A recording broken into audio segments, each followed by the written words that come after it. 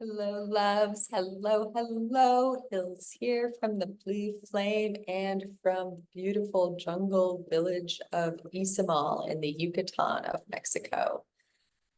This village is called the City of Hills. It's also called the City of Three Cultures. The City of Hills because of the numerous temple sites on this location.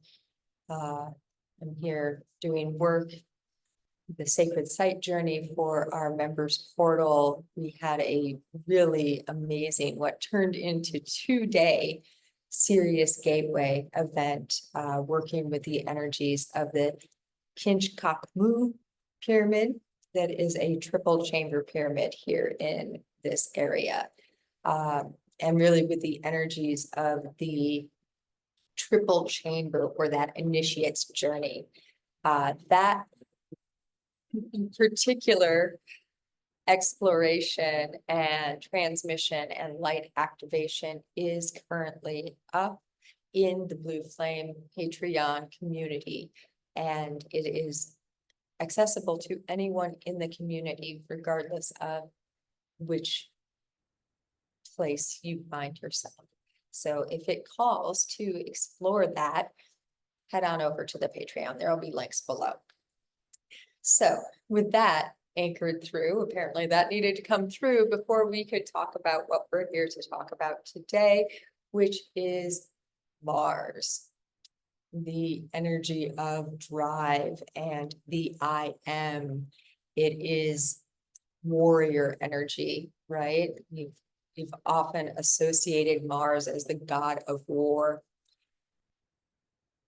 This is a limited perspective, of course, because we, as our evolutionary journey as human beings, have been warlike. And part of what we are doing in this current era, epoch, is reclaiming our sovereignty and that need not to war with another, because we're no longer warring with our own I am. And this is part of what we're here to talk about today, because on the 15th of July, Mars is coming into conjunction with Uranus in Taurus. This is a powerful day. So if you can set aside, make space for allowing shadow work in that way, that you work with your shadow. This could be deep exploratory embodied meditations. This could be silent meditation. This could be a walk with the trees and communing with the elementals in that way, which you commune with the elementals. And it would be amazing to allow a practice of mirror gazing during this cycle. Part of what Mars coming into conjunction with Uranus, and this is happening at the 26th degree of Taurus, which means also exactly conjunct the star Algol, that binary star system that is the third eye of Medusa in the severed head that Perseus is holding. So let's pause with that knowing for a moment. Let's look at the disembodied head of Medusa, the primordial feminine. Empowered, creative, full of life, Medusa, right? Her head, first she is cast out from the temple of Athena. First she is cast out from the temple of Athena. She is then on this isolated island cursed to turn any man who should gaze upon her to stone. This is a feminine presence that was so powerful, so sovereign in her sexual beingness, in her creative vitality, that it literally stopped men in their tracks. And this was dangerous. It was dangerous to the patriarchal era. It was dangerous to other females who felt a sense of competition. And here we have that Mars energy again, right? The shadow Mars, who felt that sense of competition in that. So as we're gonna go movie Clash of the Titans, the 70s original, which when I was a kid was one of my favorite movies. Says a lot about me. In this movie and in the story itself, Andromeda is this beautiful princess, and her mother wishes her to be married. Now, she was supposed to marry Athena's son, but Athena's son got transformed into a monster himself by Zeus for killing Pegasus. This is in the movie. This is not the full, like, true legend.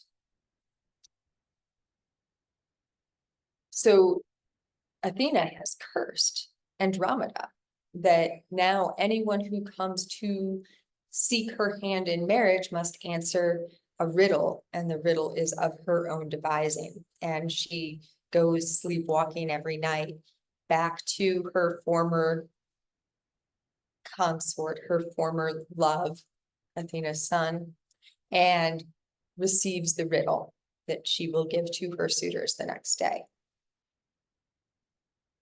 Once Perseus comes into this village, he is able to answer the riddle.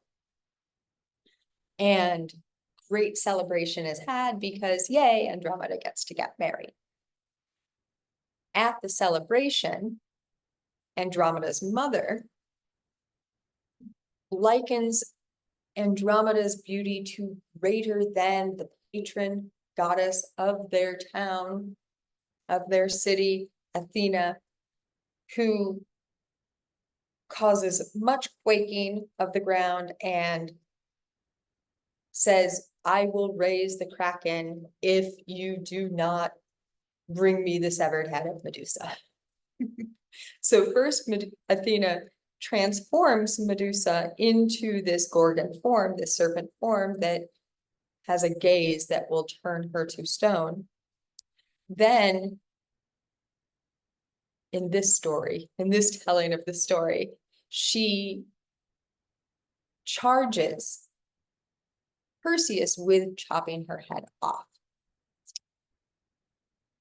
Why do we go into this whole story in this moment? Because we are being gifted to remember that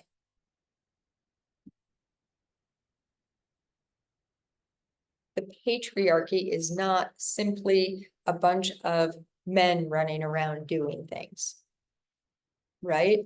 It is a system of conflict and warring against one another.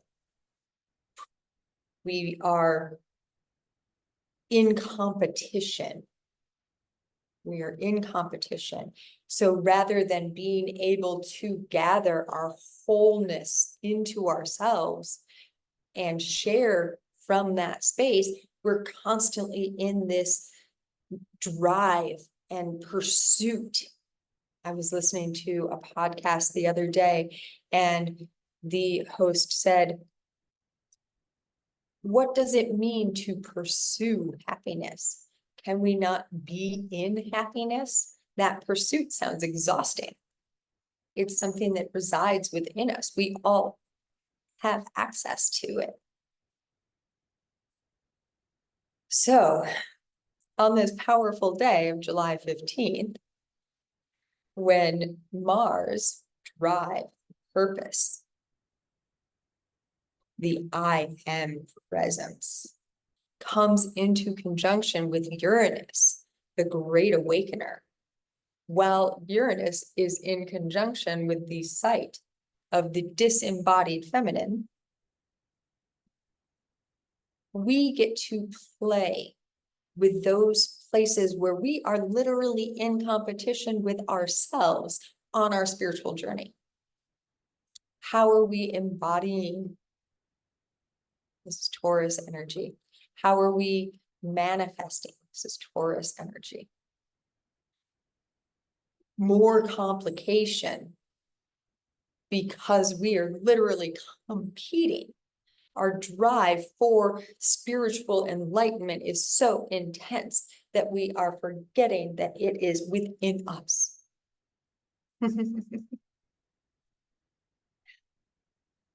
Now, Mars, Uranus, and Algol are not the only things that are making this day a powerhouse. On this day, we have the emerging Luna, the moving from waxing crescent to waxing gibbous, the growing moon, exactly conjunct the asteroid named for Kali at 13 degrees of Scorpio.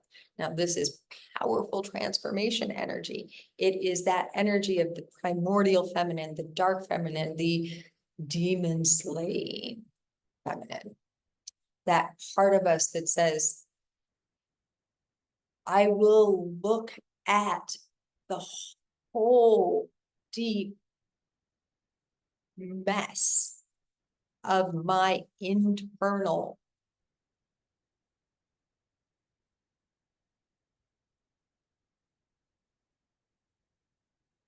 whole deep mess of my internal depths, caverns, those places that I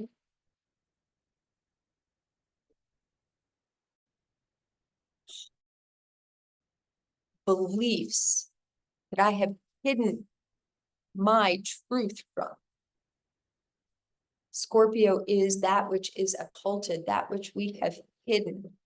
When we have Luna starting to shine a brighter light in conjunction with Kali here, we get to say, I see you, to all of that which is within us, to that marrow, to the bones, to the blood, to the roots, to the ancestors, to the soul journey that we have been on.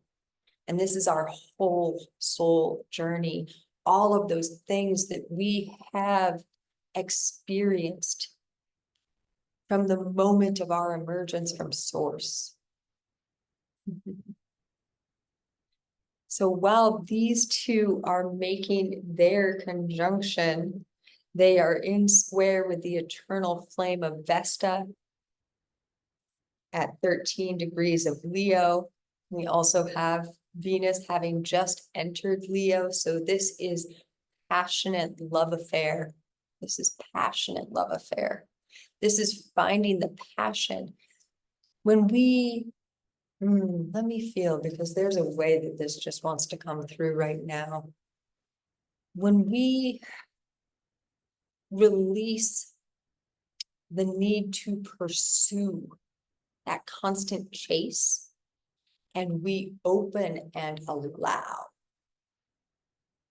that passion that is within us to call in ourselves to ourselves, call in our desires to ourselves, call in that which is true for us to ourselves. We are working more and more in alignment with what is called divine will. And when we are working in alignment with divine will, we are working in alignment with our soul's will, with our true will. And things become more ease-filled.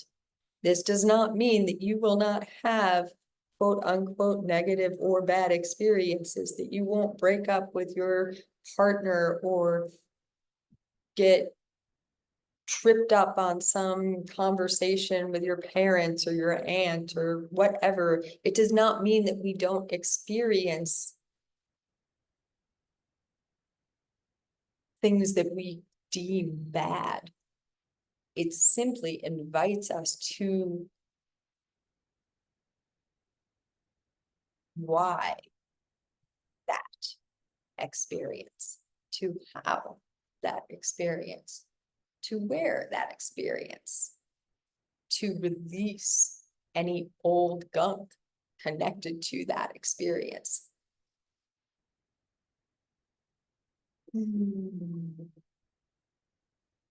As Vesta is square to the waxing gibbous moon and Kali conjunction, Vesta is also sextile to Jupiter, who is currently residing right around 11 degrees of Gemini.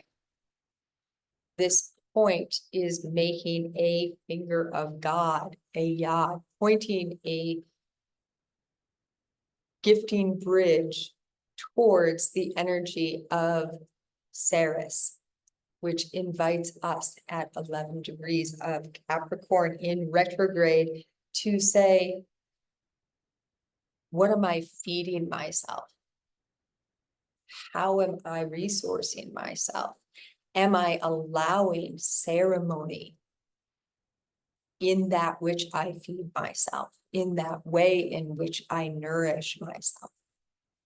Am I honoring my body and my passions and my spirit in the all ways?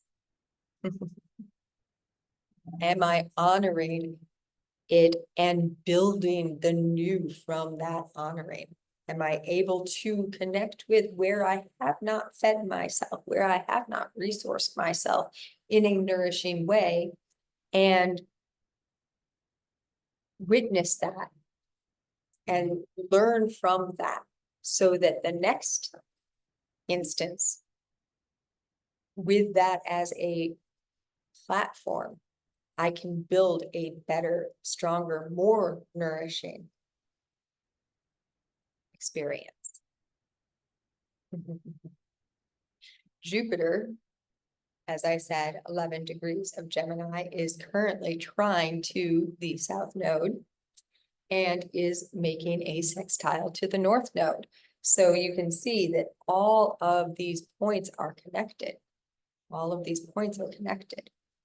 And so we have Jupiter expanding the access to all of those stories of where we have been, our South Node, how we have reacted in relationship from a state of competition, and where we have expected competition in our relationships,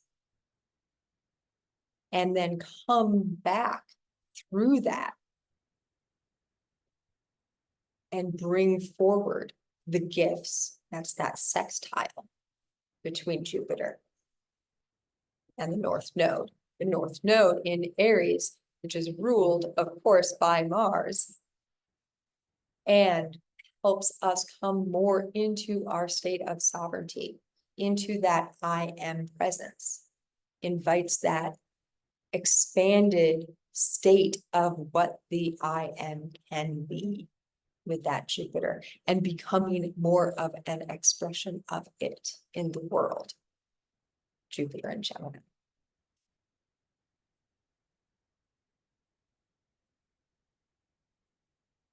There's one more piece that wants to come through. Yes, on this self-same day of the 15th of July, we also have the sun at 23 degrees of Cancer, making an exact square to Chiron at 23 degrees of Aries, who is also conjunct Aries. So we have even more access to that way in which we sometimes throw a monkey wrench. We create chaos around us so that we can explore new ways of feeling separate, alone, abandoned.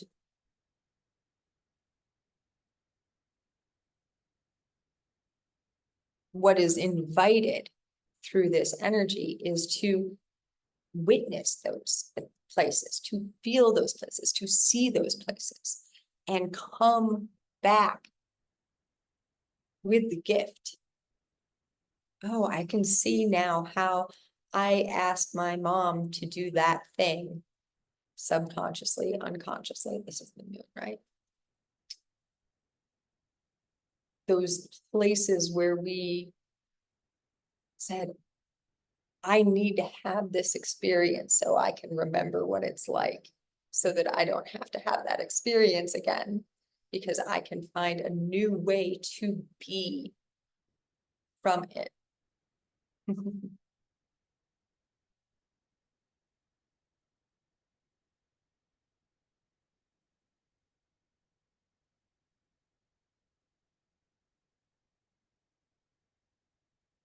As this Uranus-Mars conjunction with Algol begins to expand and Mars begins its journey out of Taurus, we will find on the Capricorn full moon of the 21st of July, Mars entering Gemini and moving ever closer to Jupiter.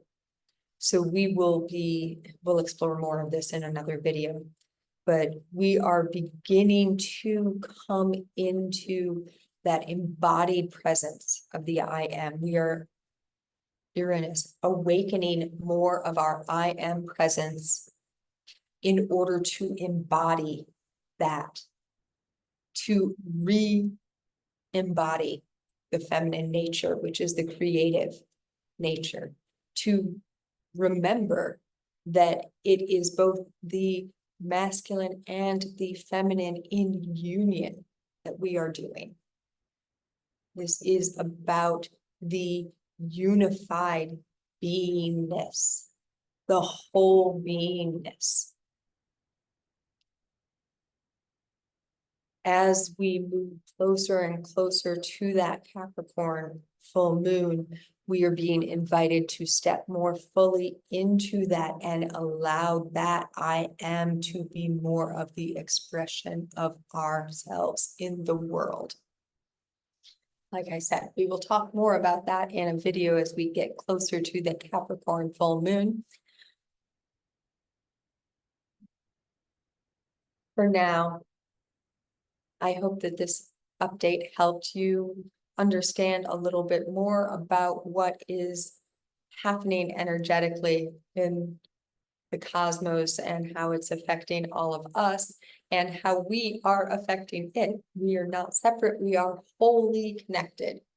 So these energies are invitations for us to play in new and expanded ways, to feel how as one star blinks, it blinks in connection with the star that we are.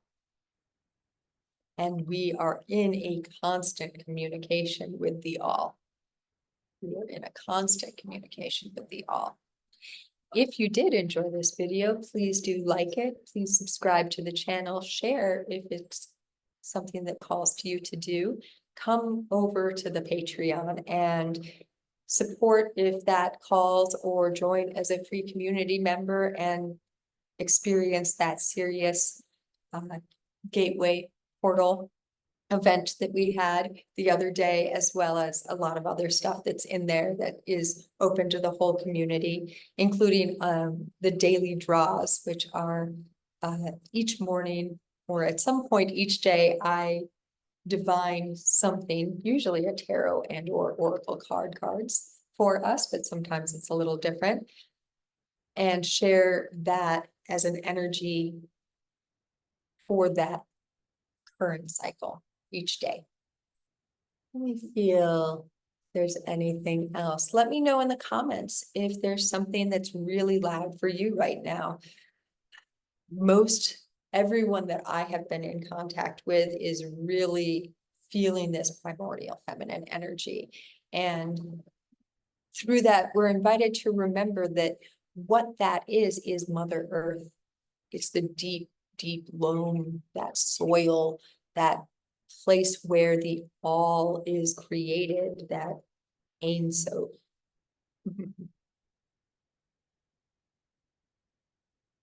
Thank you for joining me today, and I look forward to all of the ways in which we will journey together in the future with so much and many loves, as always, in the always, from, through, and beyond the all dimensions.